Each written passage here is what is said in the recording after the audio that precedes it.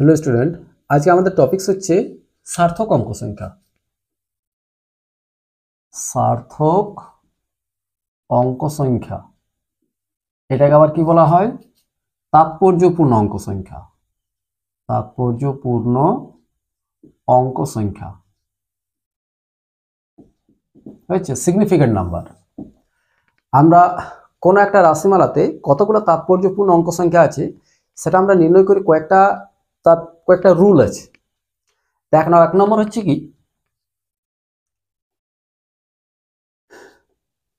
সমস্ত বা সকল অশূন্য অঙ্কই হলো তাৎপর্যপূর্ণ। সমস্ত অশূন্য অঙ্কই হলো তাৎপর্যপূর্ণ।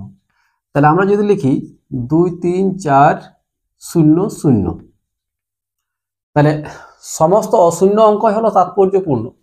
তাহলে এই শূন্যগুলো বাদ দিয়ে বাকি 3টা হচ্ছে তাৎপর্যপূর্ণ। তাহলে এখানে তাৎপর্যপূর্ণ অঙ্ক সংখ্যা আমরা কটা পাবো? 3টা। বোঝা গেল? 2 নম্বর পয়েন্ট হচ্ছে কি, দুটি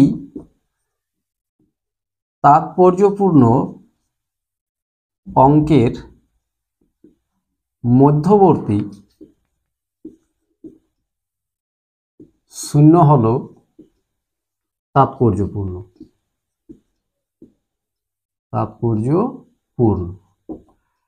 তাহলে 1 নম্বর পয়েন্ট হচ্ছে কি, সমস্ত অশূন্য অঙ্কই হলো তাৎপর্যপূর্ণ, ঠিক আছে, কিন্তু শূন্যটা তাৎপর্যপূর্ণ আমরা কখন পাবো? যদি শূন্যটা দুটা তাৎপর্যপূর্ণ সংখ্যার মাঝখানে থাকে।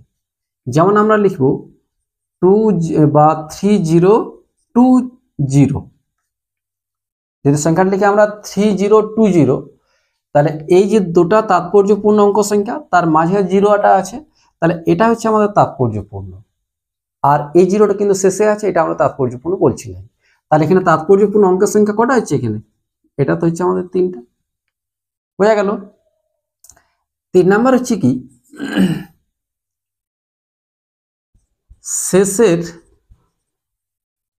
শূন্যটি তাৎপর্যপূর্ণ হবে যদি সেটি দশমিকের পরে থাকে। দশমিকের পরে থাকে। বোঝা গেল? শেষের শূন্যটি তাৎপর্যপূর্ণ হবে যদি সেটি দশমিকের পরে থাকে। তাহলে আফটার ডেসিমেল এবং এন্ডিং জিরো যদি হয়, তাহলে সেটাকে আমরা তাৎপর্যপূর্ণ ধরব।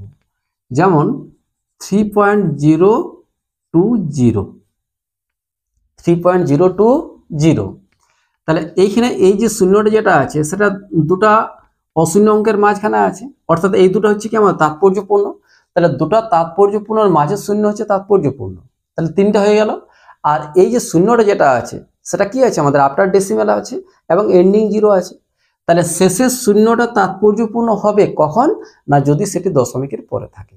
তাহলে এইখানে তাৎপর্যপূর্ণ অঙ্কের সংখ্যা আমরা কটা পাবো? 4টা। হয়ে গেল? তাহলে এটাতে আমরা কি পাচ্ছি? এটা হচ্ছে এন্ডিং জিরো, কিন্তু এটা দশমিকের পরে নাই, তাহলে শেষের শূন্যগুলো আমরা তাৎপর্যপূর্ণ ধরছি না। এখানে আমরা তাৎপর্যপূর্ণ এখানে কটা বলছি? 3টা। আর 2 নম্বর পয়েন্ট হচ্ছে কি, যে মাঝের শূন্যটা তাৎপর্যপূর্ণ পাবো কখন? না যদি দুটি তাৎপর্যপূর্ণর মাঝের অঙ্কটা যদি শূন্য হয়, তাহলে সেটা আমরা তাৎপর্যপূর্ণ পাবো। আর 3 নম্বর পয়েন্ট হচ্ছে কি, শেষের যে শূন্যটা সেটা আমরা তাৎপর্যপূর্ণ পাচ্ছি কখন? না যদি সেটি আফটার ডেসিমেল হয়। তাহলে এটা তো হয়ে গেল 4টা।